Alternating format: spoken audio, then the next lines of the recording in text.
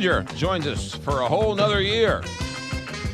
His first time out of the chute, St. Louis Post-Dispatch columnist. Good morning, Tony Messenger. Happy 2018 McGraw. Kelly, how's everybody doing? Happy 2018 to you and your family. Talk a little legislative session down in Jefferson City, but first, over the holiday, probably people missed out that the city of St. Louis has a new police chief, John Hayden. What are your thoughts as you see John Hayden ascend to the top of the police department? Well, a couple of things. I think it's interesting that the top choice of the Ethical Society of Police, the police association that represents a lot of police officers, but majority of the members of that organization are black officers. This was their choice. It says something about the mayor that despite criticism, including from me, for a slow, drawn-out process, she followed a process. The officer who applied for the job, who ranked the highest in that process, got the job. It was not the interim police chief. It wasn't an outside choice, which a lot of people thought the department needed. But I think choosing an African-American major over people that had more experience than he had, including Chief O'Toole, says that the mayor is serious about trying to improve relations between the police department and the community in St. Louis. And it will be very interesting to watch how Chief Hayden goes about doing that. Yeah, new police chief John Hayden. That was over the holidays. Now, they all amass into Jefferson City. They're all back to work for, 4.5 months of a legislative session where the Republicans own everything, including the cafeteria workers, and they can't seem to agree on much. Well, that's what's going to be really interesting coming out of the chute, is that most of the Republicans in the legislature are angry with Governor Greitens over something. Not all over the same thing, but a lot of them over how the governor over the last couple of months has used his power of putting people into commissions often at the last minute to create votes for policies that he's in favor of. So in 3 different cases now, the most controversial one probably being the Board of Education, in which the governor wanted to fire the Commissioner of Education and has done that. A lot of lawmakers are angry about how he did that, and they have said they're not going to approve the governor's appointments.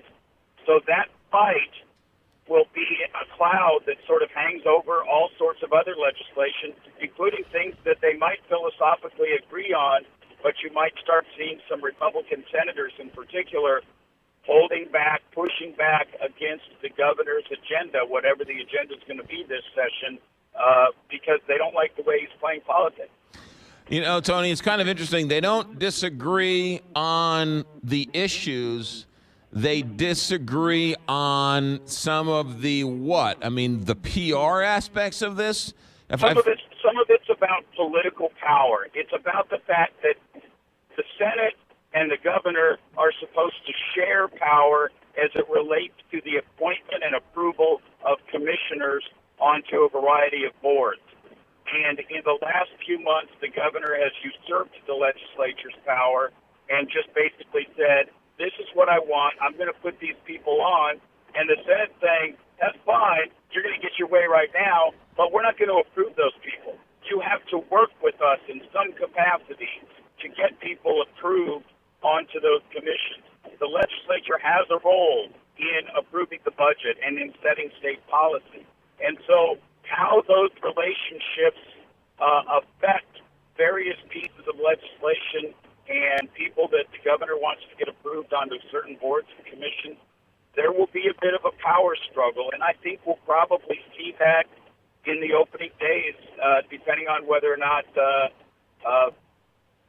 Ron Richards, the Senate President pro tem, sets a couple of commission hearings to make sure that certain gubernatorial appointments don't get approved. group. Yeah, but overall, I they're all on the same party. They all believe the same things. I find it very interesting or odd or strange that the senators and the governor can't agree, and it seems like it just seems like it should be easy for this group to get together and move things forward. I don't understand why there's so much animosity between people in the same party.